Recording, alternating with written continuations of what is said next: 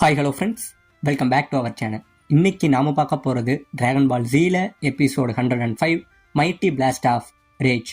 So starting சீன்லேயே நம்ம planet நாமெக்கை தாங்க காட்டுறாங்க. நம்ம பிளானட் நாமெக்கு பயங்கரமாக அழிஞ்சுக்கிட்டு இருக்க. இப்போ இந்த பக்கம் போன தடவையே அவனோட பவரில் கொஞ்சம் இதை கொடுத்துட்டு நம்ம கோக்கு இந்த பக்கம் கிளம்பி போயிட்டு இருக்க. இப்போ இந்த பக்கம் நம்ம ஃப்ரீஸா என்ன பண்ணுறான், அந்த பாதி உடம்போட இங்கே இருந்து எழுந்திருக்க பார்க்குறாங்க. இப்போ இந்த பக்கம் கோக்கு திரும்பி என்னடா அப்படின்னு பார்த்தா நம்ம ஃப்ரீஸா அந்த பாதி உடம்போட இங்கே இருந்து பறந்துக்கிட்டு நிற்க. உடனே அவன் என்ன சொல்கிறான், நம்ம கோக்கு சரி என்னோட பவரில் தான் உனக்கு கொஞ்சம் இதை கொடுத்துருக்கேன், இப்பயும் ஒன்று குறைஞ்சு போல, உன்னால இந்த பிளானட் வெடிச்சாலும் வாழ முடியும், ஏதோ ஒரு இடத்துல போய் ஏதோ உன் உயிரை காப்பாத்திக்க, மறுபடியும் என்கிட்ட சண்டை போட வரணும்னா உன்னோட திறமையை வளர்த்துக்கிட்டு வா அப்படிங்கிற மாதிரி நம்ம கோகு இவனுக்கு உயிர்பிச்ச போல இந்த பக்கம் நம்ம ஃப்ரீஸாவுக்கு பயங்கரமா இவன் மேல கோபம் வருதுங்க. இப்ப இந்த பக்கம் நம்ம பூமியை காட்ட, நம்ம பூமியில இந்த நாமெக் குழந்தைகள்லாம் இருக்காங்க பாத்தீங்களாங்க, அவங்க எல்லாரும் ஒரு இடத்துல விளையாண்டுகிட்டு இருக்காங்க. இவங்க இப்படியே விளையாண்டுகிட்டு இருக்க இது எல்லாத்தையும் நம்ம குரு இருக்காரு பாத்தீங்களா, அவர் பார்த்து என்ஜாய் பண்ணிக்கிட்டு இருக்காருங்க. ஏன்னா அவர் சாகுற நிலைமை வரபோது போல அவரோட மரணம் நெருங்கிடுச்சு. அதனால இங்க நடக்கிற ஒரு சின்ன சின்ன விஷயங்களையுமே பார்த்து ரொம்பவே சந்தோஷப்பட்டுக்கிட்டு இருக்க. இப்ப இந்த பக்கம் உடனே இவர் என்ன சொல்றாரு, இப்ப நான் சாக வேண்டிய அந்த நேரம் வந்துருச்சு, என்னோட லைஃப் முடிய போகுது அப்படின்னு சொல்ல இதை கேட்டோன்னே சுத்தி உள்ளவங்க எல்லாருக்கும் பயங்கரமான ஷாக்குங்க. உடனே நம்ம குரு என்ன சொல்றாரு, ஏய் இங்க உள்ள எல்லாரையும் இந்த இடத்துக்கு கூப்பிடுங்க அப்படிங்கிற மாதிரி சொல்ல, உடனே இங்க அங்கங்க விளையாண்டுகிட்டு இருந்த நாமெக்கர்கள் எல்லாருமே வந்து ஒரு இடத்துல வந்து கூடுறாங்க. எல்லாரும் இவரை சுத்தி உள்ளவங்க எல்லாம் பயங்கரமா கவலைப்பட இவருக்கு மரணம் நெருங்கிக்கிட்டே இருக்கு. அப்ப திடீர்னு அங்கிருந்து ஒரு நாமெக்கன் ஓடி வராங்க. ஓடி வந்தவன் வில்லேஜ் 5ல இருந்த அந்த எல்டர் மட்டும் காணும் குரு, அவருக்கு என்ன ஆனதுன்னே தெரியல, அவர் மட்டும் அந்த கிராமத்துல உள்ள அந்த ஒரு சில மக்கள் மட்டும் இந்த இடத்துல இல்ல அப்படிங்கிற மாதிரி இவன் வந்து சொல்ல, இந்த பக்கம் வெஜிட்டா அவங்களை எல்லாம் பார்த்து நீங்க இன்னும் புரிஞ்சுக்கல, ஏன்னா அங்க வராதவங்க எல்லாரும் நான் டிராகன் பாலுக்காக கொண்ட நாமெக்கர்களா இருப்பாங்க அப்படிங்கிற மாதிரி சொல்றாங்க. ஆமாங்க, இவங்க கேட்ட விஷயம் என்னன்னா ஃப்ரீஸா கையால செத்து போனவங்க மட்டும்தான் மறுபடியும் வரணும்னு கேட்டிருப்பான். ஆனா இங்க வெஜிட்டா கையால வந்து ஒரு சில பேரை டிராகன் பாலுக்காக கொண்டு இருப்பான் பார்த்தீங்களா.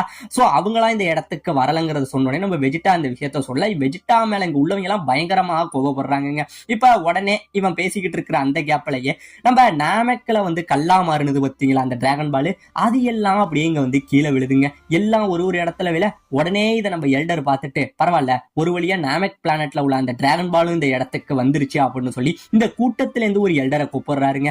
இந்த எல்டர் யாரு ஞாபகம் இருக்கா, நம்ம ஃப்ரீஸா கூட சண்டை போட்டு செத்தாரு பார்த்தீங்களா, அந்த எல்டரை கூப்பிட உடனே அவர் இங்க இருந்து கிட்டக்க வர அவரோட கையை நீட்ட சொல்றாருங்க. கையை நீட்டி இவரோட பவர் கொஞ்சம் எதை கொடுக்குறாரு. பவரை கொடுத்துட்டு அடுத்தது என்ன சொல்றாரு, எல்டர் இனிமே என்னோட பொசிஷன்ல இருந்து இந்த பிளானட் நாமெக்ல உள்ள மக்கள் எல்லாரையும் பார்த்துக்க வேண்டியது உன்னோட பொறுப்பு. இப்ப நான் கொடுத்திருக்க இந்த உனக்கு மிகப்பெரிய பொறுப்புனால இந்த டிராகன் பால் நான் அழிஞ்சாலும் அழியாது, இது மறுபடியும் அதோட வேலையை தொடர்ந்து செய்யதான் செய்யும், மறுபடியும் டிராகன் மறுபடியும் புத்துயிர் பெறும், அதை இனிமே நீ தான் கண்ட்ரோல் பண்ணுவ, நான் இருந்த அந்த இடத்துல இனி நீ இருந்து இங்க உள்ள எல்லாரையும் பார்த்துக்கணும், நான் என்னோட வாழ்நாள் முடிய போகுது, இந்த இடத்துல நான் சாக போறேங்கிற மாதிரி இவர் சொல்ல சுத்தி உள்ள எல்லா நாமெக்கர்களும் அழுகுறாங்க. ஏன்னா கிட்டத்தட்ட ஒரு 300 வருஷத்துக்கு மேல வளர்ந்திருப்பாரு மனுஷன். சோ இவங்களுக்கு ஒரு மிகப்பெரிய கடவுள்னாலே இவர் தான். அது மட்டும் இல்லாம இங்க உள்ள நாமெக்கர்கள் எல்லாருக்கும் ஒரு அப்பா ஒரு தெய்வம்னாலும் அது அவர் தான். சோ அவர் சாகிறதுன்னு நினைக்கும் போது சுத்தி உள்ள எல்லாம் பயங்கரமா அழுகுறாங்க.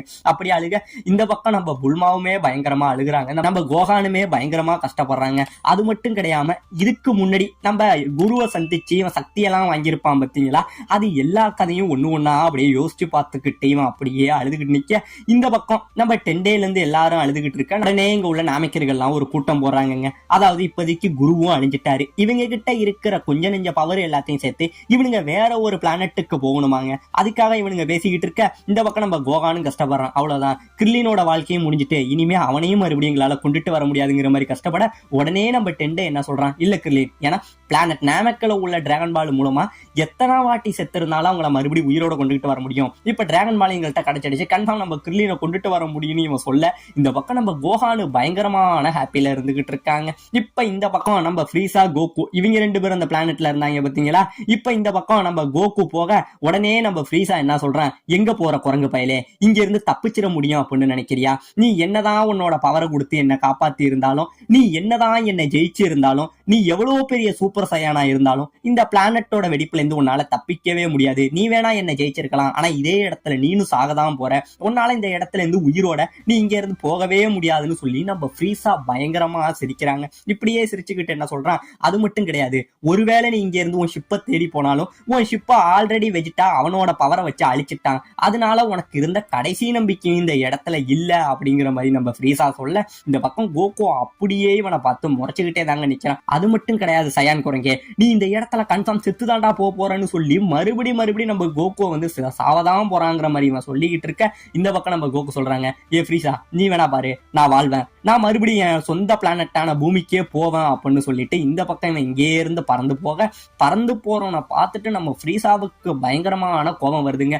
ஏன்னா இப்பதான் நம்ம ஃப்ரீஸா யோசிச்சு பார்க்கறான். அதாவது ஸ்டார்டிங்ல நம்ம பிளானட் நாமெக்ல வந்து நம்ம கோகு ஃப்ரீஸா ஃபர்ஸ்ட் மீட் பண்ணியிருப்பாங்க பார்த்தீங்களா, அதுல இருந்து அதுக்கப்புறம் நடந்த எல்லா சம்பவங்களையுமே நம்ம ஃப்ரீஸா யோசிச்சு பார்த்துக்கிட்டு இருக்காங்க. அதாவது ஸ்டார்டிங்ல நம்ம ஃப்ரீஸாவும் கோகுவும் சண்டை போட்டுக்கிட்டது, அப்படி சண்டை போட்டுக்கிட்டு அடிச்சுக்கிட்டு கிடந்தது. அந்த டைம்ல கோகு அவனோட பவரை யூஸ் பண்ணி நம்ம ஃப்ரீஸாவை கிட்டத்தட்ட டிஃபீட் பண்ற நிலைமைக்கு போனது. அது மட்டும் கிடையாம கோகு அவனோட ஸ்பிரிட் பாம் பவர் இருக்கு பாத்தீங்களா, அதை கொண்டுகிட்டு வந்து நம்ம ஃப்ரீஸாவை அடிச்சது. அப்படி அடிச்சுமே நம்ம ஃப்ரீஸா சாகாம மறுபடியும் உயிரோட வந்தது. அப்படி வெளியில வந்தவன் நம்ம கிர்லின் இந்த இடத்துல வச்சு கொன்னது. நம்ம கிர்லினோட மரணத்தினால கடுப்புல காண்டான கோகு அவன் சூப்பர் சயானா மாறி மறுபடியும் நம்ம ஃப்ரீஸாவை போட்டு பொலன்னு பொழந்ததுங்கிற மாதிரி இதுவரைக்கும் நடந்த எல்லா சம்பவங்களையுமே நம்ம ஃப்ரீஸா யோசிச்சு பார்த்துக்கிட்டு இருக்காங்க. இப்படியே யோசிச்சு பார்த்துக்கிட்டு இருக்க இந்த பக்கம் நம்ம கோகு உயிர் பிச்சை போட்டுட்டு பறந்து போனா பாத்தீங்களா, அப்படி போக இந்த பக்கம் நம்ம ஃப்ரீஸா மறுபடியும் கோவப்படுறாங்க. என்னதான் இருந்தாலும் இவன் சாவையே நெருங்கினாலும் கூட நம்ம கோகுவும் இவனும் சண்டை போட்டு நம்ம கோகு இவனுக்கு போட்ட உயிர் பிச்சை இருக்கு பாத்தீங்களா, அந்த ஈகோ மட்டும் இவனை இன்னும் விடவே மாட்டேங்குதுங்க. அந்த சயான் குரங்கு உயிரோட விடக்கூடாது, அவனை ஏதாச்சும் பண்ணணும்னு சொல்லி அவனை கொல்லணுங்கிற அந்த ஈகோலே நம்ம இந்த ஃப்ரீஸா இருந்துகிட்டு இருக்க. இந்த பக்கம் நம்ம கோகு அப்படியே போயிட்டு இருந்தா பாத்தீங்களா, போய்கிட்டு இருக்க உடனே சயான் குரங்க உடனே இந்த இடத்துல இருந்து உயிரோட போக விடமாட்டான்டா அப்படின்னு சொல்லி இங்கே இருந்து அவன் கையில நீட்டி ஒரு மிகப்பெரிய லேசர் அடிக்க, உடனே நம்ம கோகு இதை தெரிஞ்சுக்கிட்டு திரும்பி பார்த்துட்டு உனக்கு எத்தனை தடவை சொன்னாலும் புரியாதடா அப்படின்னு சொல்லிக்கிட்டு நம்ம கோகு அவனோட பவரை இங்கே இருந்து அடிப்பாங்க. இப்ப நம்ம கோகுவோட பவர் நம்ம ஃப்ரீஸாவோட பவரை அப்படியே மோதிக்கிட்டு வந்து இந்த இடத்துல நம்ம ஃப்ரீஸாவை ஒரு அடிக்குதுங்க. அடிச்ச அடியில இந்த இடத்துல நம்ம ஃப்ரீஸா காத்துலயே கரைஞ்சிடுறாங்க. அந்த அளவுக்கு அடிச்சு இந்த இடத்துல ஒரு மிகப்பெரிய வெடிப்பாகுதுங்க. ஏற்கனவே பிளானட் பயங்கரமா கொலாப்ஸ் ஆக இந்த வாட்டி ஃப்ரீஸாவை அடிச்சு அடின்னு சேர்ந்து பயங்கரமா இன்னும் கொலாப்ஸ் ஆகுதுங்க. காத்துலயே கரையறான். இப்ப எல்லாம் முடிஞ்ச உடனே பாத்தீங்கன்னா நம்ம ஃப்ரீஸாவை அடிச்ச அந்த இடம் இருக்கு பாத்தீங்களா, அந்த இடம் மட்டும் ஒரு மிகப்பெரிய பள்ளமா இருக்குங்க. அந்த பள்ளத்தை பார்த்துட்டு இந்த வாட்டி கோகு என்ன பண்றான், இங்கே இருந்து அவன் அடுத்தது வேகமா போகணும்னு சொல்லி அவன் ஷிப்பை நோக்கி ரொம்பவே வேகமா போயிட்டு இருக்க. இவன் ஒரு பக்கம் அவன் ஷிப்பை நோக்கி போயிட்டு இருக்க.